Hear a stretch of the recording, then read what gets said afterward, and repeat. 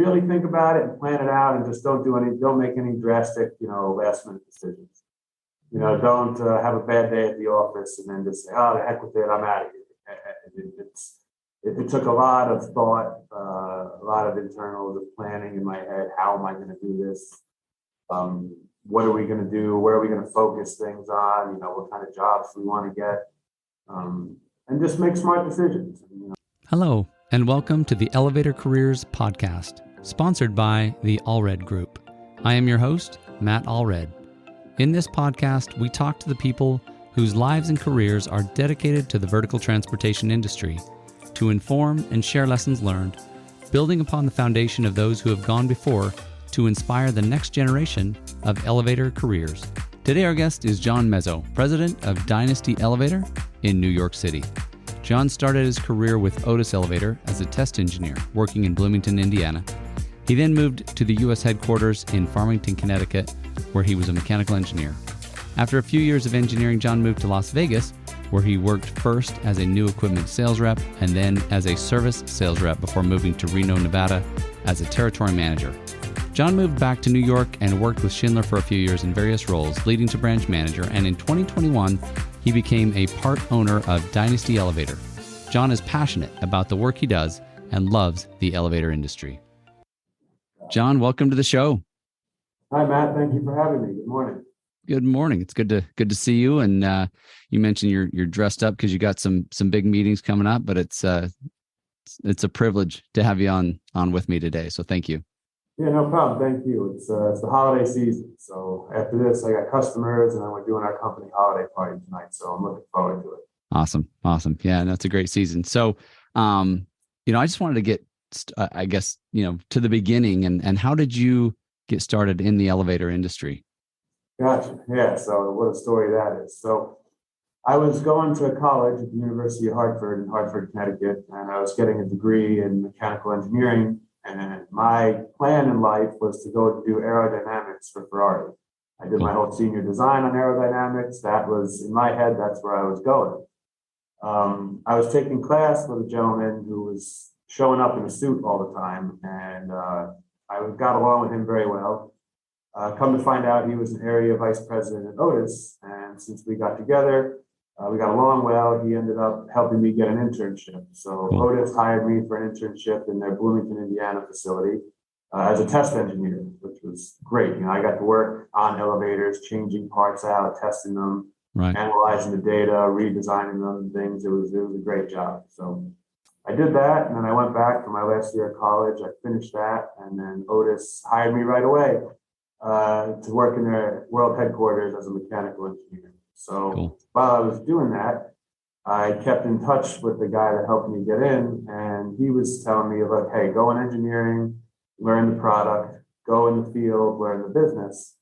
I said, okay. So it's actually pretty funny. I was in engineering for about 3 years, and then I was 25 at the time, and I went online and I said, let me start looking at the job postings. And I was still living in Hartford, and they had 3 positions open in Las Vegas. Wow. And, the excited 25-year-old that I was at the time was like, hey, I could do that. That was literally my thought process. So I applied for all 3 of them, and then had an interview right away. They offered me a job on the spot. So I packed up and I moved to Vegas. So that was what kind of job did you move to? So when they brought me out there, the initial position was supposed to be new equipment sales for just hydros. Because the office there, they had 2 new equipment sales reps, and they were so busy with all the big, the casinos and construction out there was wild.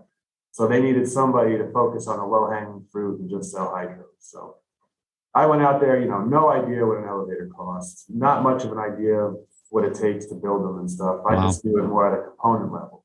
So as soon as I got there, my boss was like, I don't want to see you for 3 months. And he hooked me up with a couple of the new construction teams. And I just went from job site to job site every day, working with the guys a little bit and, getting a feel for it. So that was great. But that was also in 2008. So we were on the cusp of, the recession. Yeah. And the majority of the people in Las Vegas that live there are construction workers. Their city center was being built for MGM. There's thousands of people that were working there. Right. So as city center was winding down and the economy was crashing, a lot of people were just kind of foreclosing on their houses and leaving the area. So that had a significant impact on the elevator business. Sure. So I came back in and then I was starting to drum up some quotes, but there was already 2 seasoned sales reps there that had a lot of the contacts. So they were like, well, hey, all there is hydros. Right. So, we can't just give up our clients, which is totally understandable, right? They had these customers for a long time. Right. My role kind of morphed into new equipment business development. So I was just running around looking for general contractors that have not been buying Otis elevators and trying to get them to buy Otis elevators. But that was tough because the way the economy was going, the little guys that weren't really buying from Otis, didn't really have much work going on. Sure. So I drummed up a bunch of leads. I got a bunch of new contacts and stuff. And then while I was doing that, there was a dedicated sales rep in the office who managed the service portfolio for the MGM corporate account. So it was like MGM, Luxor, Circus, Mandalay Bay, etc. And he was transferred. Right. So he had an open position there. So I literally just walked over into the service side of the office and said, hey, I think I could do that job. And I had a long conversation with the hiring manager, and I shadowed the guy that was leaving for a week or two, and I did pretty good. So they took a chance and they gave me that. So that was great, and that was where I met my mentor. So there's a gentleman out there, and I'll give him a shout out. Hopefully he sees this. His name was Bob Lindley, and he was the service supervisor for the MGM. Okay. Mm-hmm. I came on with him as the sales rep, and he taught me a tremendous amount of stuff. I still talk to him to this day from time to time because he's really a great personal friend at this point. But we kind of tag teamed it. He showed me how the service business works, and I just hit the ground running. And I got very into it. I like entertaining customers, meeting new people, specifically like eating in restaurants and things. Yeah. Vegas, what's better than that, right? So that was good, and I did that for a while, but I was kind of always aspiring to the next step. And the way that office was structured was a little bit different than some of the ones I've been in since. But, the sales reps had cubicles, the managers, the general manager, the sales managers, and the supervisors, service suits, all had offices. Oh, wow.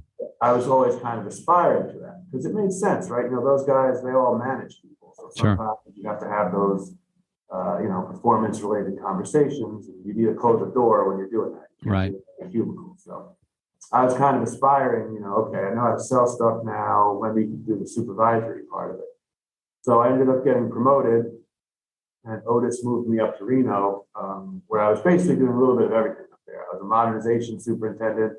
I was a service superintendent. There was only one other super in the office. Is that like a territory manager? Is that the title? Yeah, that's what they called it. It was a territory manager, but it was more than just like a service thing. I was doing all the mod for the office, plus some of the service and things. So that was a smaller office. So everybody kind of wears every hat there. Right. But that was fun. That was a good place. Lake Tahoe was right there and stuff like that. But then after a while, it just kind of stagnated for me there a little bit. So I talked to them and said, hey, I'd like to get on to the next thing, whatever that might be. I need that high pressure, the higher end customers. I was so nervous all the time. Like, we have a shutdown overnight. And I'd call a customer, freaking out. They're going to get mad, And I got to Reno and I'm like, hey, the elevator's going to be out, for a day or two. We have to get whatever it was. And they're like, yeah, okay, no problem. A little more low key. Yeah, it was a completely different experience for me, but it was nice. I liked it a lot. I snowboard, so Lake Tahoe skiing was great. Right. Me and my wife went every weekend from open to close one year. It was great. So I went through that, and then I ended up getting a transfer. I got a transfer to be a major project manager for Otis in Manhattan. Cool.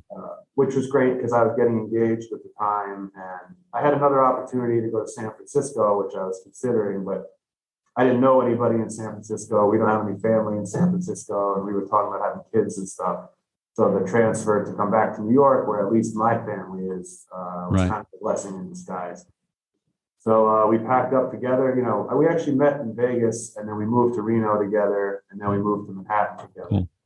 So I was at Otis here for about a year and a half, working in the Manhattan office, and then Schindler approached me and they wanted me to run the NYU service portfolio. I said, yeah, okay, I could do that. 'Cause I was at Otis, I was just doing the big mods, and I kind of missed the service side of it. Okay. It's a little bit, mod construction, you don't have small problems, you have big problems. Sure. The GC is not ready and your team is on site, or, some major component got, lost in the ordering process, and Right. you don't have the controller, but you're in the middle. It's service, it's small problems. A relay blows, a board blows, you need a new door edge. So I kind of like that a little bit better, selfishly. So I ended up going over to Schindler and doing that, and I did that for about 6 years, and then things were going great. But I did notice that in the big companies, they have different departments, and there's limited roles up above them, which limits my ability to be more involved across the board rather than just in my one department. Well, it looked like, I mean, from what I'm hearing, you moved pretty quickly through a lot of these different jobs, and almost like you had a goal. Have you had a goal from the beginning of, hey, here's where I want to be?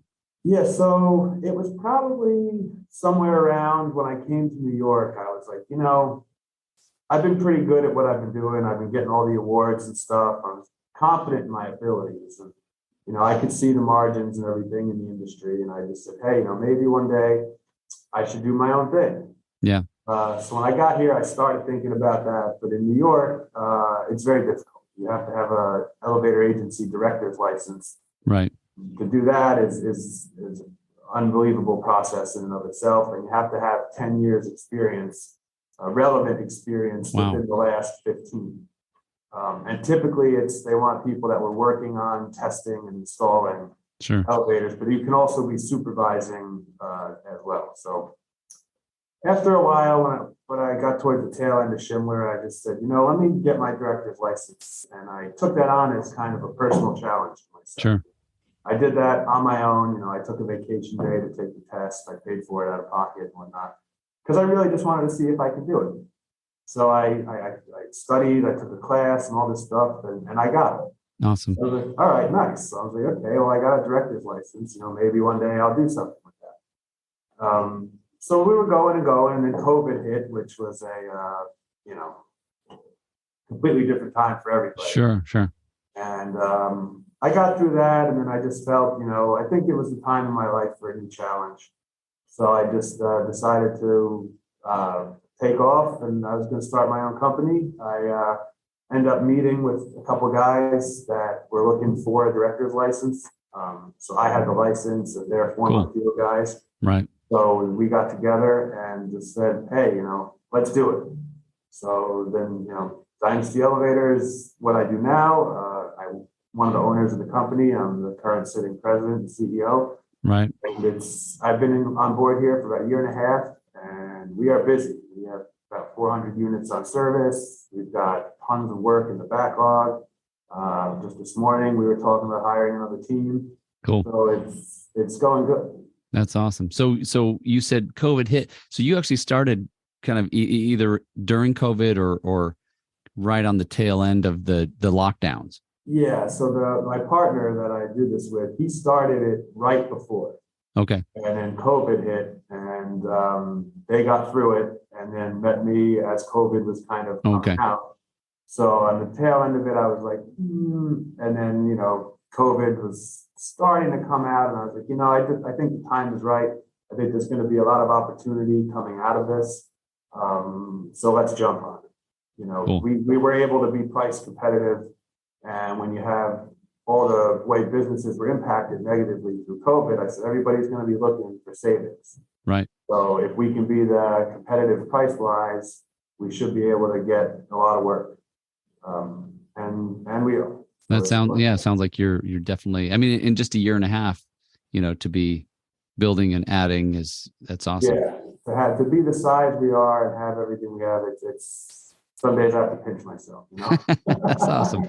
It's awesome. So I'm curious. I want to step back for just a minute. I mean, you talked about your dream of going into aerospace. I think you said, and maybe working for Ferrari, and what after the internship, or maybe even, I'm just curious, at what point did you realize that you had, something for elevators, right? And that was going to be the new dream, if you will?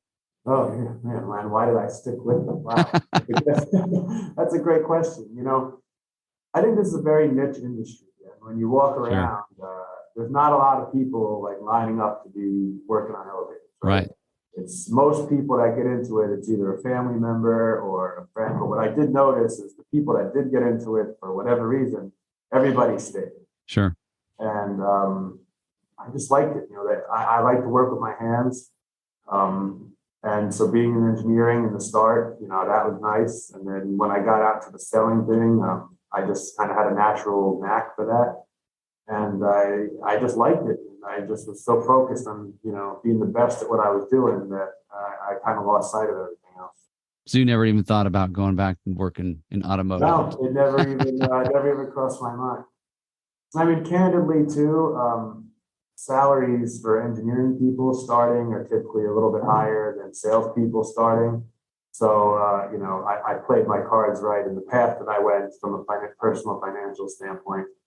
I had a good, strong salary going. Sure. When I went to Vegas, I didn't even get a raise because I was getting, a solid salary relative to a typical brand new sales rep.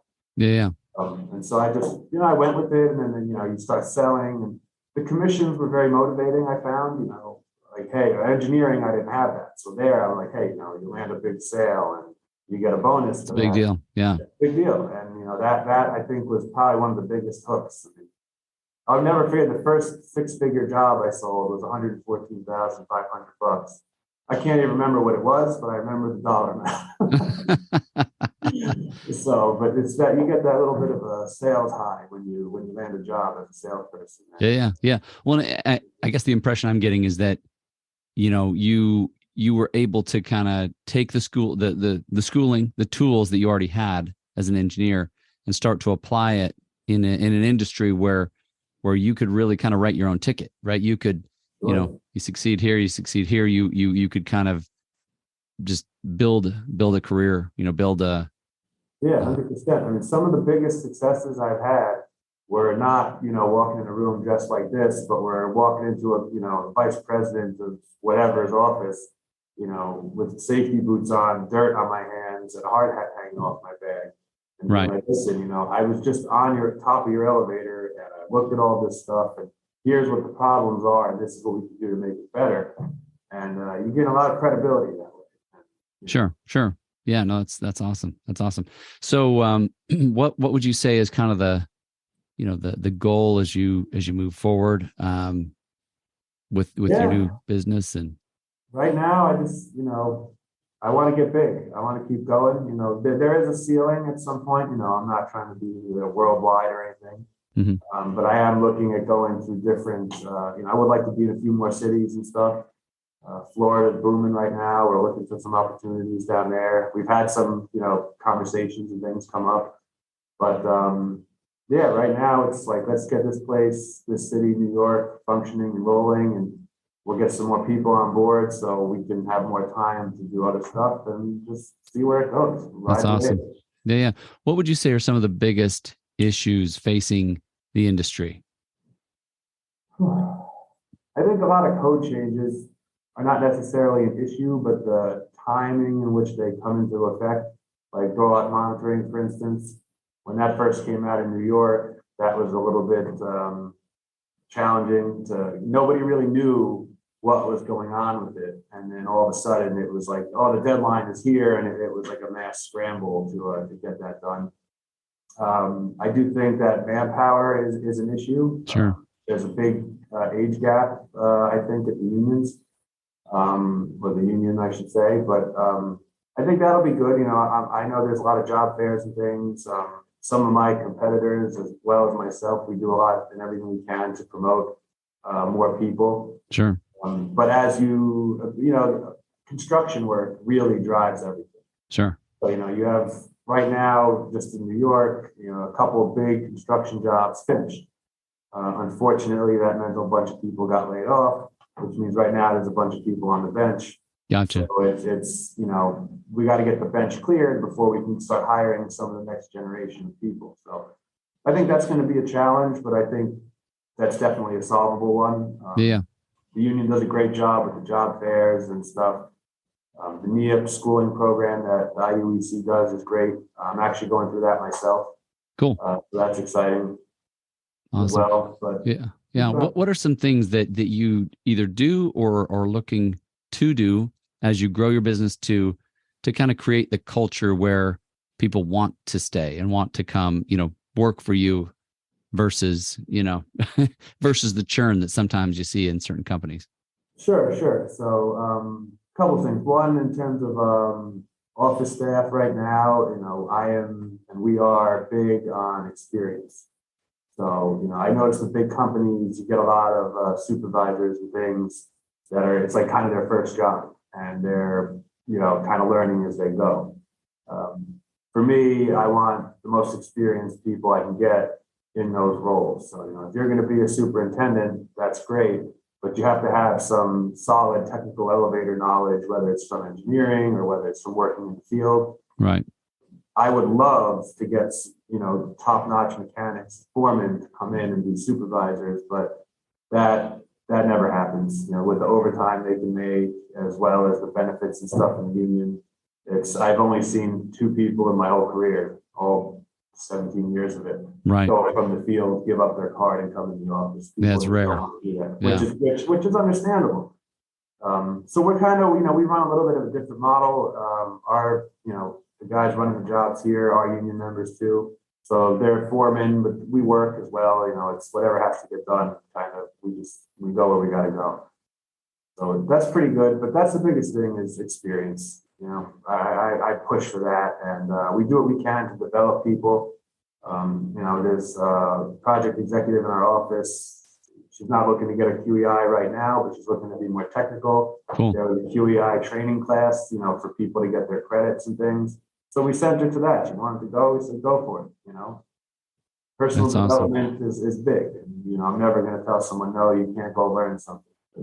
Right. He learns a little bit about whatever, I don't know, a soft starter, and then goes and sells one. And boom, we paid for the class with that one thing, and everybody's happy. So that's awesome. So what kind of advice would you give somebody who maybe they want to come into the industry and just start out fresh? What would you say to them?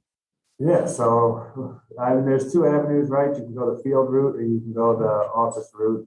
If you're going to go the office route, which is, to be frank, probably the fastest because everybody's hiring, I would say go in as a sales rep, spend a lot of time with your supervisor, spend a lot of time with your mechanics, get a good relationship going with them, and just try to learn as much as you can.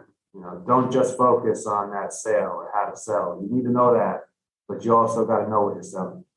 And when you go in there and you're trying to sell whatever, if you can't speak, A to Z about it, then the customer is going to kind of look at you and say, if you don't know what you're talking about, why should I spend, however much money on this? Yeah, elevator is not the cheapest things on the street. Yeah. No, I'm glad you said that, because as soon as you said, spend time with your mechanics and your supervisor, superintendent, whatever, it automatically I was thinking, that is kind of a trade-off, right? Do I want to be kind of pursuing the next commission, or do I want to be learning and really investing in myself so I can be more effective?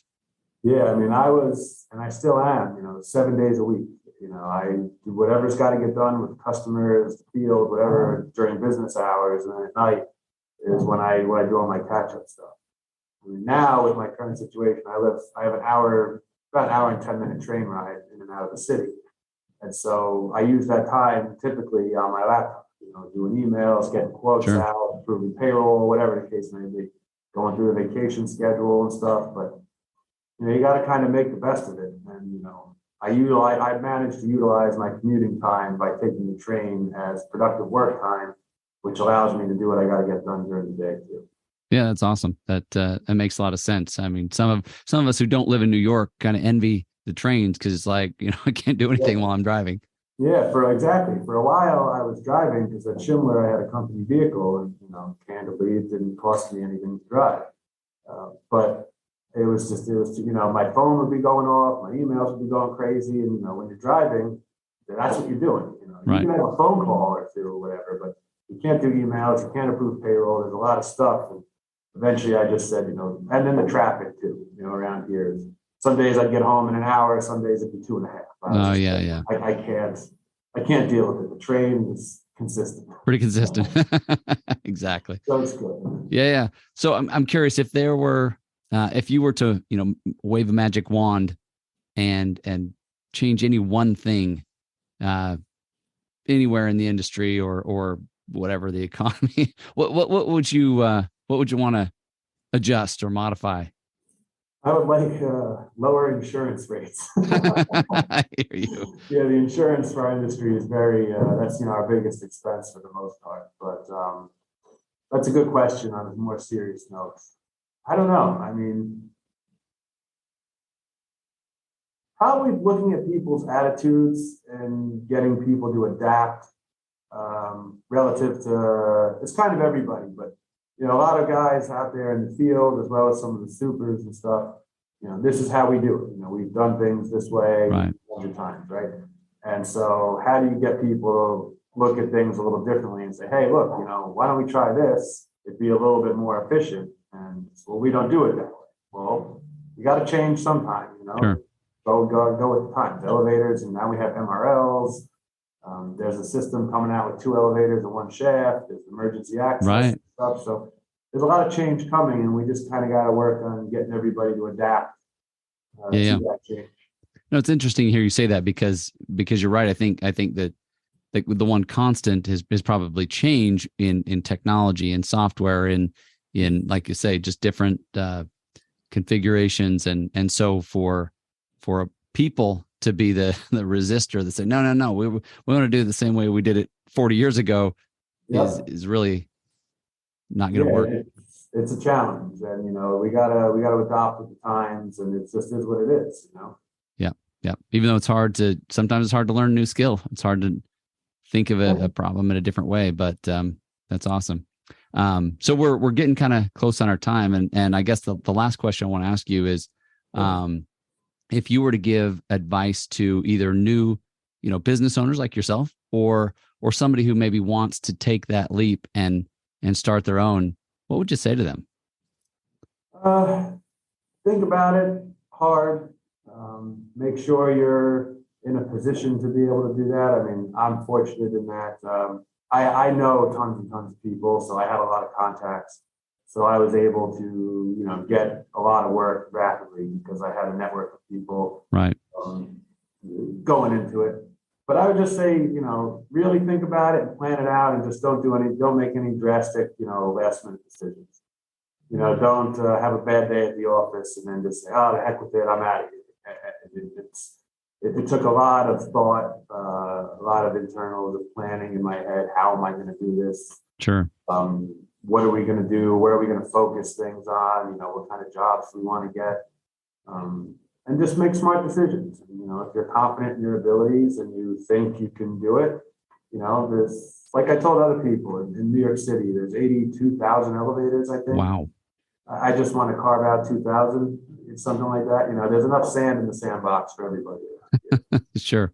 And it's really great too, where we're getting to the point now where we're starting to get service customers and things off of referrals and word of mouth. Cool. Somebody called the other day and said, hey, someone referred me to you guys. Can you come check out my building? And that was a good day for me because, we've been grinding it out, running around. And so now that it's like finally some organicness coming to it was kind of coming back to you. Yeah, it was coming back, and it was just nice. It was a good feeling because it said, hey, all the marketing, all the branding, all the, the events that we go to, all the stuff, it's gotten us out there, and it's finally starting to pay back. So that was a good feeling. That is awesome. John, is there anything else you wanted to share or anything on your heart and mind as we kind of wrap this up? No, just thank you very much for the time. This was fun. I appreciate it. And thank you. Yeah, no, thank you. Appreciate having you here, and appreciate your thoughts, your words of wisdom, and I wish you the very best as you continue to build the business. Awesome. I appreciate it, man. Thank you very much. Thank you. Take care. Yeah. Thank you for listening to the Elevator Careers Podcast. You can check us out online at elevatorcareers.net. Please subscribe, and until next time, stay safe.